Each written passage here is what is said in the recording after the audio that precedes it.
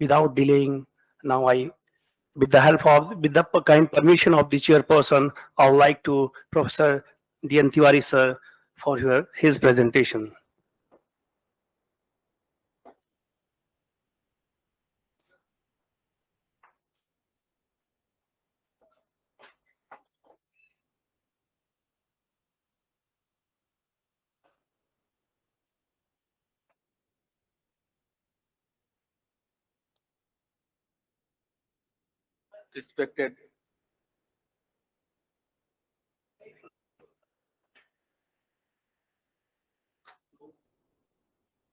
Respected Chairperson, Professor H.S. Prasad,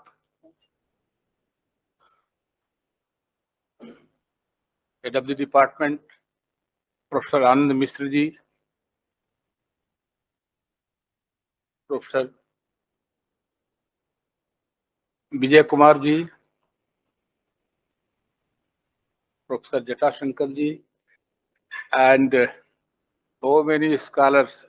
It will take much time to name one by one to all the great scholars presented here in the audience. And my dear scholars, young scholars. My paper is in Hindi.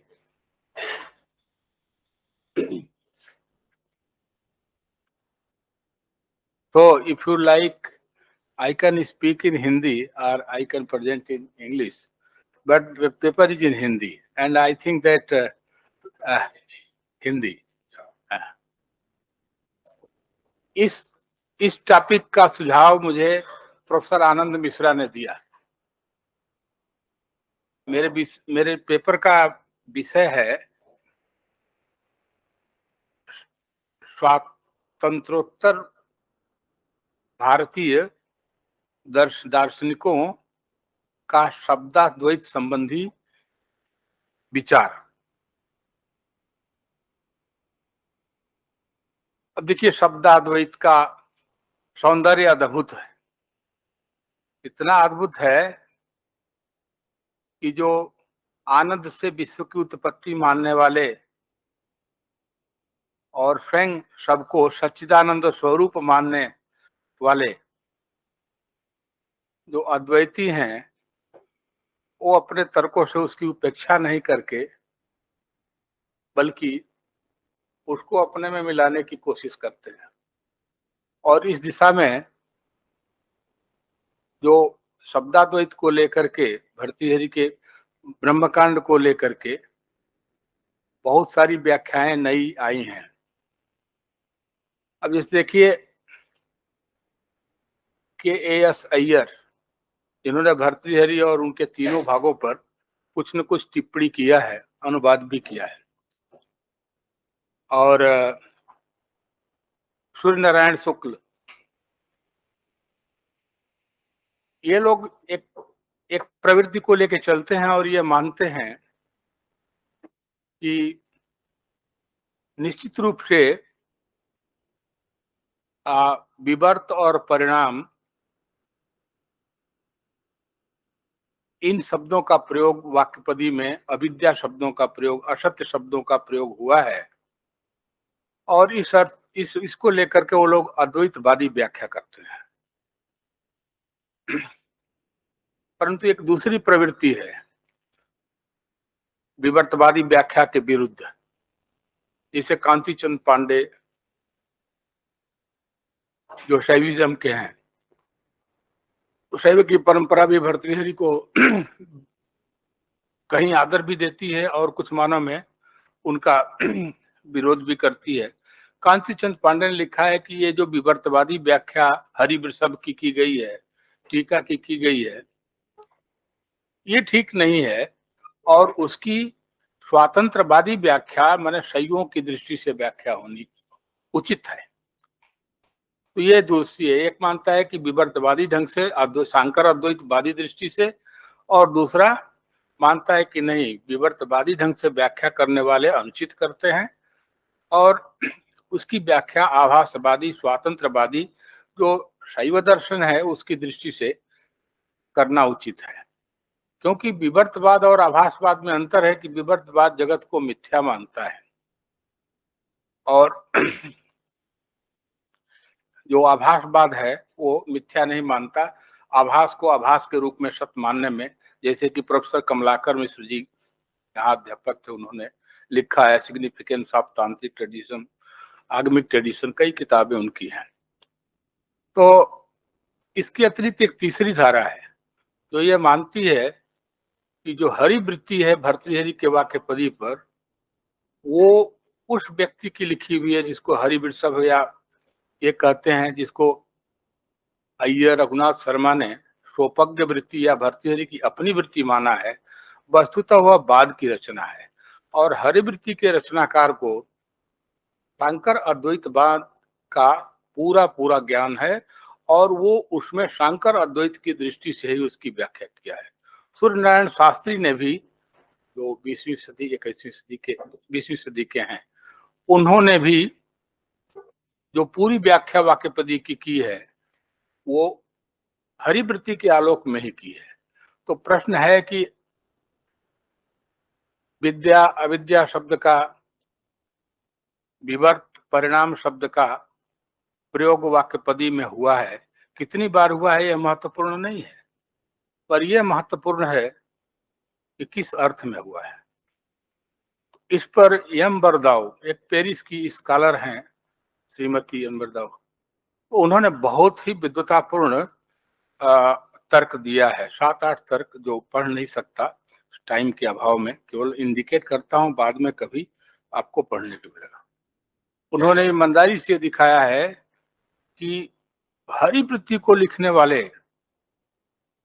जो विवर्त शब्द, परिणाम शब्द अथवा असत, अविद्या, इन शब्दों का जो प्रयोग हुआ है, उन्हें शांकर वेदांत में महारत था और उन्होंने उसकी दृष्टि से ही किया है। कुछ तो ऐसे भी उसमें उन्होंने कहा है कि जिनको मीमांसकों के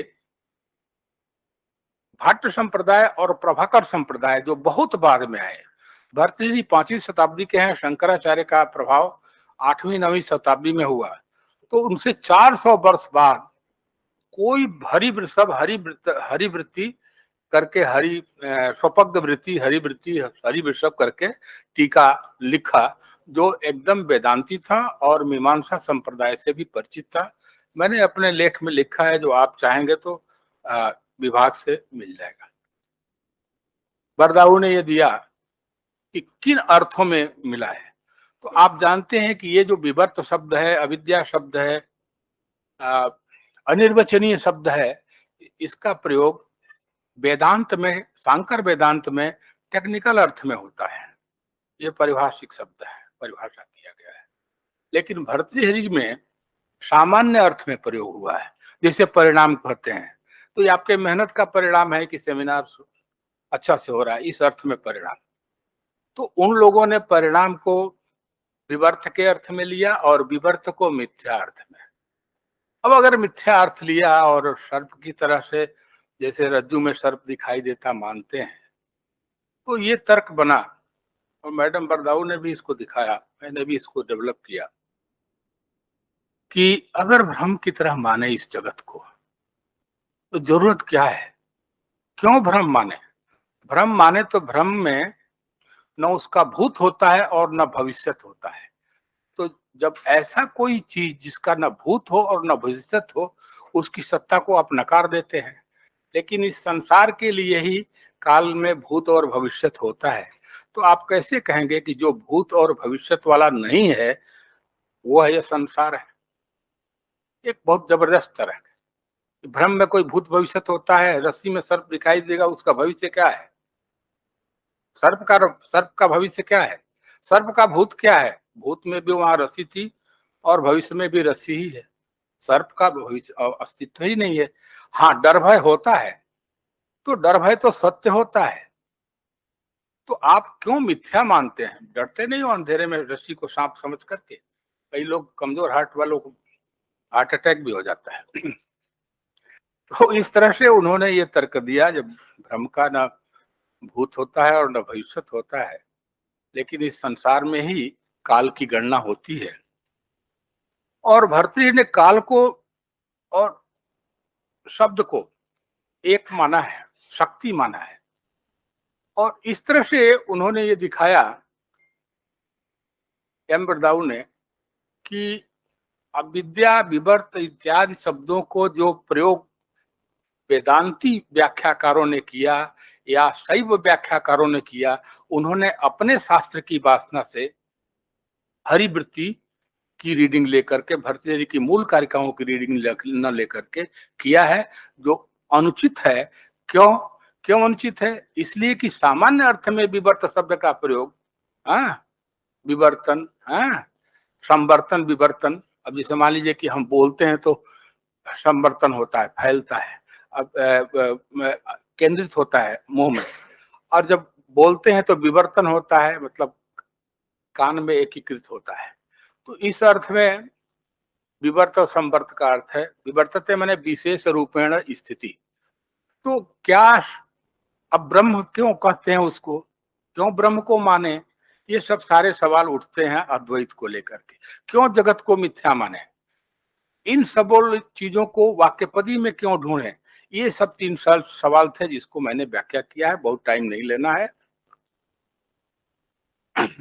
पर एक दो बात उठाते हैं कि अक्सर अद्वैत में एक और अद्वैत की सवाल उठता है। एक क्या है, अद्वैत क्या है, 2-3 पॉइंट बोलेंगे, 2-2 मिनट लेंगे। और तो एक अद्वैत जो है वो संख्यावाची शब्द है, संख्या गणना के लिए होती है, संख्या वस्तुओं की गणना होती है और संख्या से संख्या की भी गणना होती है, अर्थात संख्यान परक और संख्या परक दोनों होती है। तो जब अद्वैत है सब, तो उसको एक भी नहीं कह सकते, क्योंकि 2 की अपेक्षा से कोई 1 होगा और 1 की अपेक्षा से कोई 2 होगा। असंख्या का प्रयोग वस्तुओं को गिनने के लिए होती है, इसलिए गुण भी है। तो वस्तुओं के आश्रम में रहे, क्या ब्रह्म वस्तु है? ब्रह्म वस्तु नहीं तो उसको गिने कैसे, कि एक कैसे कहेंगे? पर शास्त्र भी कहता है कि एक है, तो ये गुण नहीं है, ब्रह्म गुण नहीं है, और तत्व भी इस तरह का नहीं है जिसको हम ये कहे कि वो संख्या उसके आश्रय में रहती है। जैसे पांडे जी ने वो अपना पेपर पढ़ा कि स्वयं ज्ञान जो है विषय नहीं बनता है, ज्ञान का विषय नहीं बनता है, तो उसमें कोई परत तो है ये नहीं है। जब परत होगा तब ना 1 2 3 गिनेंगे, जब द्रव्य है ये नहीं है कि 1 2 3 गिने, द्रव्य के आश्रय में ही संख्या होगी, संख्या गुण है, न्याय के अनुसार भी और वेदांत के अनुसार भी। तो उस स्थिति में एक शब्द का प्रयोग भी ठीक नहीं होगा। अब 1 की 2 की अपेक्षा से 1 का प्रयोग करते हैं, 1 की अपेक्षा से 2 का प्रयोग करते हैं, तो ये अपेक्षा बुद्धि दृष्टि, सांसारिक दृष्टि है। इस सांसारिक दृष्टि से जो अद्वैत है वो प्रभावित है, लेकिन कैसे नहीं प्रभावित होगा? तो ये आपको जानना पड़ेगा। ये पूरा जो ब्रह्मांड है वो विस्तार वाला है, इसमें ये परिमाण है, इनमें एक्सटेंशन है, मास है, पर ये ऊर्जा के ही रूप है, और ऊर्जा परिमाण में और परिमाण ऊर्जा में परिवर्तित हो सकता है। ये साइंस का भी नियम है, आज साइंस को इसी से प्रसिद्धि मिली। तो लेकिन ब्रह्म क्या है, वो एक्सटेंशन लेस है, सबको कवर किया हुआ है, और ये संसार क्या है, एक्सटेंशन वाला है। तो ये दूसरे किसी एक्सटेंशन से सीमित नहीं होती, तो ये भी एक्सटेंशन वाली असीमितता इसमें भी है। लेकिन ब्रह्म में तो कोई एक्सटेंशन है ये नहीं है, सबको व्याप्त करके भी स्वयं अव्याप्त ही रहता है, सबको व्याप्त किए हो। क्यों? कारण यही है कि उसमें कोई विस्तार नहीं है। जहां विस्तार होगा वहां गणना होगी, जहां विस्तार ही नहीं है वो आपके नेत्र का प्रत्यक्ष नहीं होगा, सीमा का विषय नहीं होगा, काल का विषय नहीं होगा, किसी चीज का विषय नहीं होगा। उसको व्याप्त करने में वो नेचर ही है उसका सर्वव्याप्त। उस स्थिति में उसमें एक की गणना कैसे होगी? अभी कहिएगा तो अनेकता को लेके, इस विश्व को लेके, तो कहता है इन रूपों में उसी का परिणाम है। ये रूप में वही ऊर्जा विभिन्न रूप ले सकती है। जैसे बिजली है, इससे जो चाहे सो मशीन चला लीजिए, लेकिन ऊर्जा ही का रूप न है वो। उसी तरह से ऊर्जा किसी भी परिमाण में रूप में ले सकती है और स्वयं अपने आप में भी रह सकती है। ये नहीं कि परिणाम हुआ तो उस परिणाम में ही वो आ गई, दूध और दही की तरह से नहीं।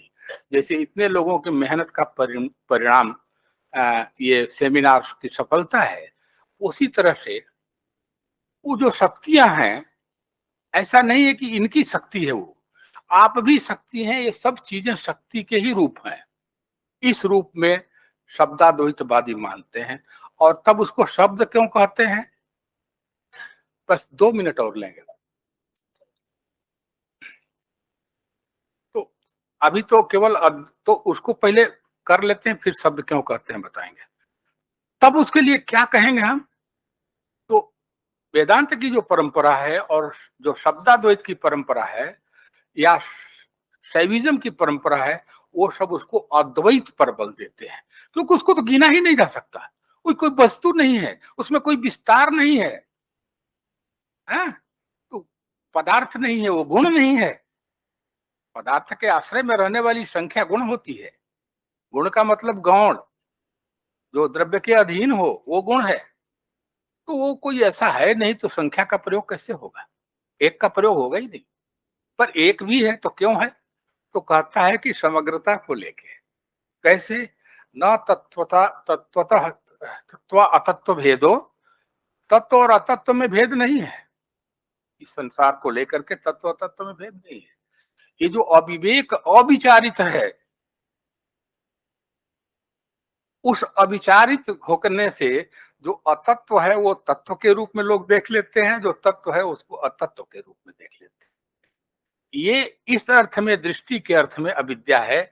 कोई आंटिक या कोई मेटाफिजिकल उसका कैरेक्टर अविद्या का वो भर्तृहरि नहीं मानते हैं, लेकिन वेदांत में तो इसका मेटाफिजिकल रोल है।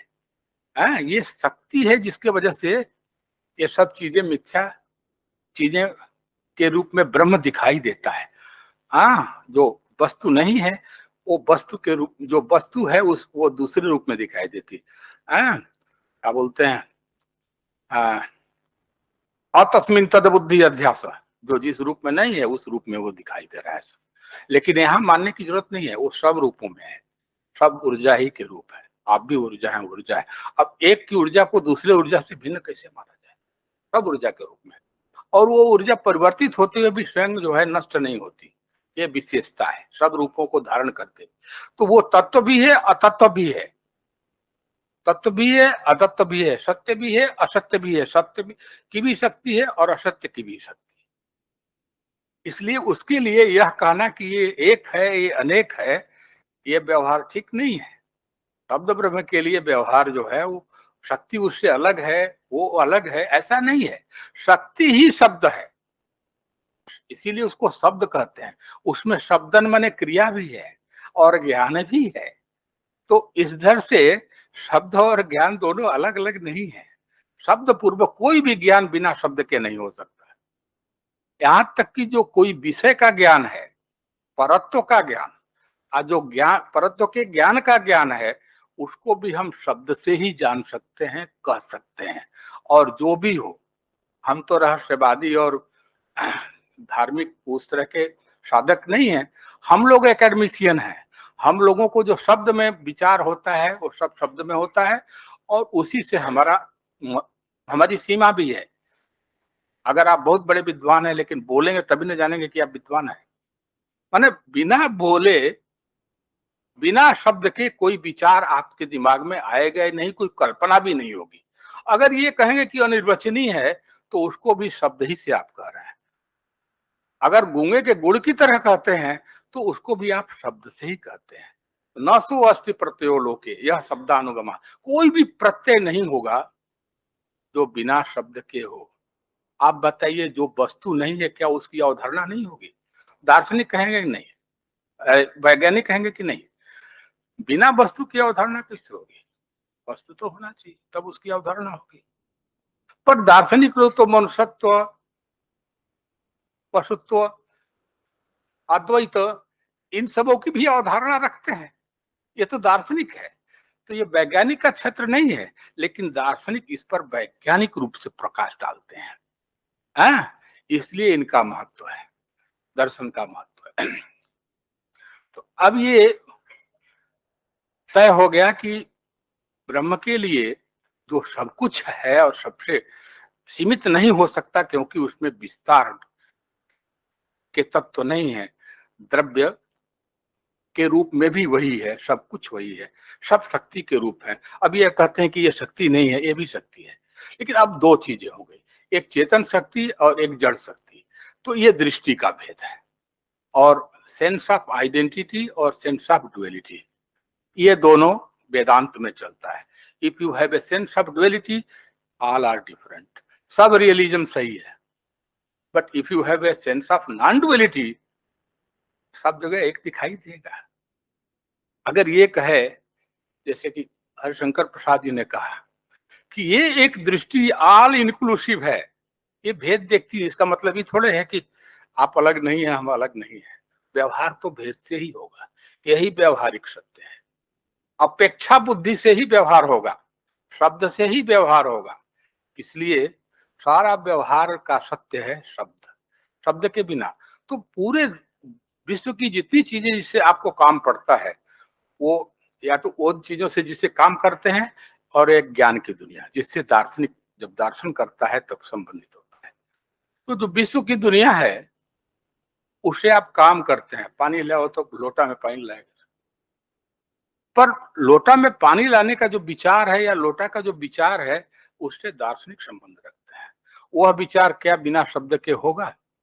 अब अगर कहेंगे कि आंख से हम देखते हैं, जानते हैं, तो आंख तो केवल उसकी संवेदना ले आएगी, लंबाई, चौड़ाई, रूप, रंग, आकार। ये वस्तुओं के गुण हैं, और वस्तुएं उसी से निर्धारित होती है कि ये आम है कि इमली है। पर विचार को कैसे निर्धारित करेंगे आप? जिस दुनिया से आप दार्शनिक कहलाते हैं, चिंतन अनुचिंतन करके, वो कैसे डिटर्मिनेट होगा? हाउ कैन योर थॉट, अश्व कहने से अश्व का बोध होता है, कुत्ता कहने से कुत्ते का बोध होता है। ऐसा तो नहीं है कि श्वान कहने से घोड़े का बोध हो जाएगा, है? श्वान कहने से श्वान का ही बोध होगा, कुत्ता कहने से कुत्ते का ही बोध होता है। तो जो विचार की दुनिया है, वो बिना शब्द, उसका निर्धारक कौन है? विचार का निर्धारक, जिससे हम अश्व से अश्वही का बोध होता है, गाय से गौ का ही बोध होता है, चाहे उसको अपोह पूर्वक कीजिए और चाहे बिना अपोह पूर्वक कीजिए। तो एक प्रतिज्ञा आई कि सारा का सारा जो हमारा बौद्धिक ज्ञान है वो सविकल्पक है, और जब सविकल्पक होगा तो जो विषय का बोध होगा वो विचार रूप है, और विचार डिटर्मिनेटर, विचार का निर्धारक केवल शब्द है। तो शब्द से प्रकाशित भी होता है विचार, और शब्द से निर्धारित भी होता है। और यही एक बात है कि जो आपका झूठा का ज्ञान है, भ्रम का ज्ञान है, वो भ्रम और विवर्त का ज्ञान भी सच्चा ज्ञान होता है। बाद में आप प्रामाणिकता, इंद्रियों के माध्यम से संवाद और अर्थक्रियाकारित्व आदि के आधार पर तर्क लगाते हैं, वो आर्टिफिशियल रीजनिंग है। आर्टिफिशियल रीजनिंग है तर्क प्रमाण वाला। लेकिन किसको सिद्ध करती है तर्क प्रमाण?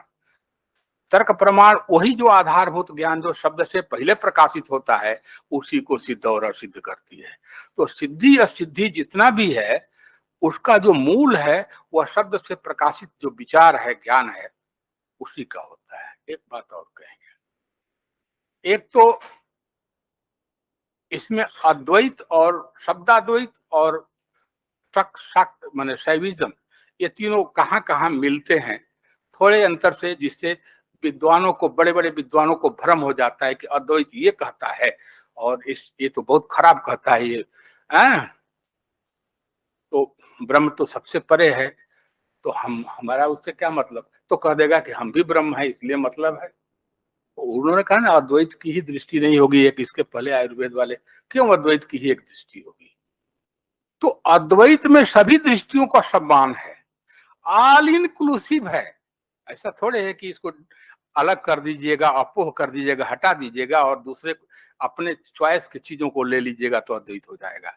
अद्वैत का मतलब है उसमें विषम सम विपरीत सबको शरण मिलती है, सबको वही वही जो है कवर करता है, वही परवेड करता है, ठीक ना। या शब्दाद्वैत की दृष्टि में सब रूपों में वही है। तो वह एक है अनेक है का सवाल न उठ करके अद्वैत है यह कहना ज्यादा, और अगर एक कहते हैं तो समग्रता को लेके, ऑल इंक्लूसिवनेस को लेकर के, that is the nature of शब्द ब्रह्मन। बहुत सारी चीजें हैं जो नहीं है, जो बाद में मैं अध्यक्ष जी से निवेदन करूंगा कि कभी अपने विद्यार्थियों से। एक बात और, ज्ञान में परत्व और अपरत्व की बात जो इसके पहले एक विद्वान उठाए थे, आनंद जी ने स्वयं अपने स्व प्रकाश बाद में दिखाया है। तो परत्व किसका लक्षण है? आपको जो बोध होता है वो ज्ञेय का बोध होता है। तो ज्ञेय का बोध, ज्ञेय कौन है ये तय कीजिए आप। तो जो वर्ल्ड ऑफ डूइंग से संबंधित है, ये लोटा है, ये माइक है, ये वर्ल्ड ऑफ डूइंग संबंधित है। लेकिन जिनका उन कहते हैं कि पानी ले आओ तो पानी लेने का काम होता है, तो आप जब सोचते हैं उसके विचार पर कि कौन सा फोर्स है जिससे कि पानी लाने का काम ये किया, तब आप दार्शनिक होते हैं और आप पाते हैं कि वो विचार आया है हमारी चेतना में, वो हमारे चेतना का विषय बना है। तो कोई भी मानवीय चेतना स्वचेतन इसलिए बनती है कि विचार उसका विषय होता है। बिना विषय का कोई भी स्वचेतन प्राणी नहीं हो सकता। मनुष्य की ये सुविधा है कि वह स्वचेतन प्राणी है, उसके सामने विचार है जो उसका विषय बनता है। जब तक कोई विषय नहीं बनेगा कोई स्वचेतन प्राणी नहीं हो सकता है। मनुष्य के स्तर में चेतना का विकास, चेतना जो है का परिणाम स्वचेतन स्तर पर हुआ है। तो विचार ये एक ज्ञेय है। तो एक इंद्रियों का विषय है जो बाह्य वस्तु है, और एक जो है ज्ञान का विषय है। तो कोई भी ज्ञान का विषय है उसमें परत्व होगा, वह परत्व विषय है। लेकिन उसका ज्ञान क्या उस बोध के विषय के बोध में भी विषय लगा रहता है? नहीं। हर विषय, जैसे गाय कहते हैं कि यह गाय है, तो गाय दूसरे ज्ञान का विषय हो सकता है क्योंकि यह ज्ञान का विषय है। तीसरे ज्ञान का भी विषय हो सकता है, इसमें परत्व है। माने वह जो विचार आया गाय का, वो विषय का विचार है। तो विषय का विचार माने विचार ही विषय है, वो दूसरे ज्ञान का भी विषय बन सकता है। लेकिन जिस भी ज्ञान का विषय बनेगा वो विषय ही रहेगा। लेकिन स्वयं ज्ञान, जिस क्षण कहा गया कि मुझे गाय का बोध हो रहा है, तो वो गाय दूसरे ज्ञान का विषय होगा, लेकिन वो बोध तत्क्षण होगा। कोई भी ज्ञान तत्क्षण होता है, वर्तमान में होता है। भूत और भविष्य का भी ज्ञान वर्तमान में होता है। क्या कोई कहेगा कि हमको भूत में ज्ञान हुआ, वो वर्तमान में नहीं होता है? भूत में हुआ उसी को आप कह रहे हैं वर्तमान में जब प्रकाशित हुआ। जैसे स्मृति है, तो स्मृति भी जब उद्बुद्ध होगी दिमाग में तो वर्तमान में ही होगी, तभी उसका ज्ञान होगा कि हमको सोयम देवदत्त, ये वही देवदत्त है, वो स्मृति में था, वो उद्बुद्ध हो गया, तो वर्तमान में ही उद्बुद्ध होगा। तो बुद्धि की ये विशेषता है कि हर ज्ञान इसको इंस्टेंट प्रेजेंट में होगा, रिमोट प्रेजेंट में भी नहीं, भविष्यकालिक प्रेजेंट में भी नहीं, इंस्टेंट प्रेजेंट में तत्क्षण होगा। और फिर वो ज्ञान स्मृति में चला जाएगा तो भूत में चला जाएगा, दूसरा ज्ञान उसका विषय बनेगा। तो ये ज्ञान की एक प्रक्रिया है। इस ज्ञान में जो ज्ञान का ज्ञान है, इसको जिसके वजह से आप स्वचेतन हो पाते हैं स्मृति में भी, वो कभी विषय नहीं बनता किसी भी ज्ञान का। तो दो तरह की चीजें हुई, एक तो परत्व वाला ज्ञान और दूसरा परत्वहीन ज्ञान। तो परत्वहीन ज्ञान और परत्व वाले ज्ञान में क्या द्वैत होगा?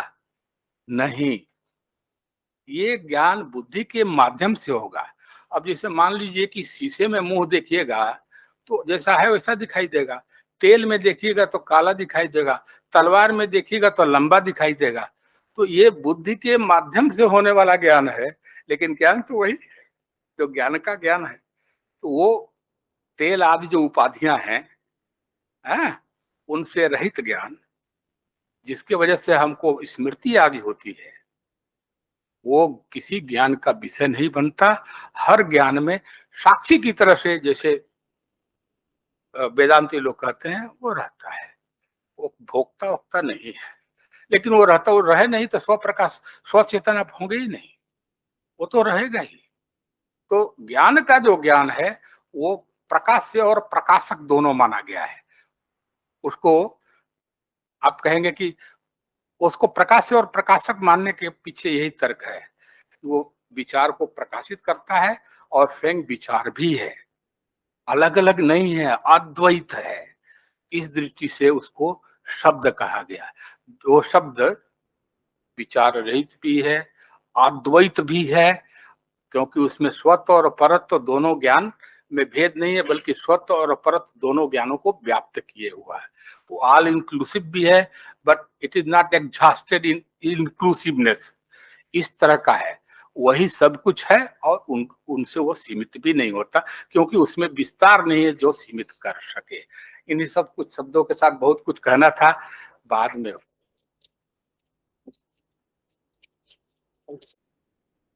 Thank you, sir, for your beautiful presentation. Before inviting our second lecture, second speaker, I would like to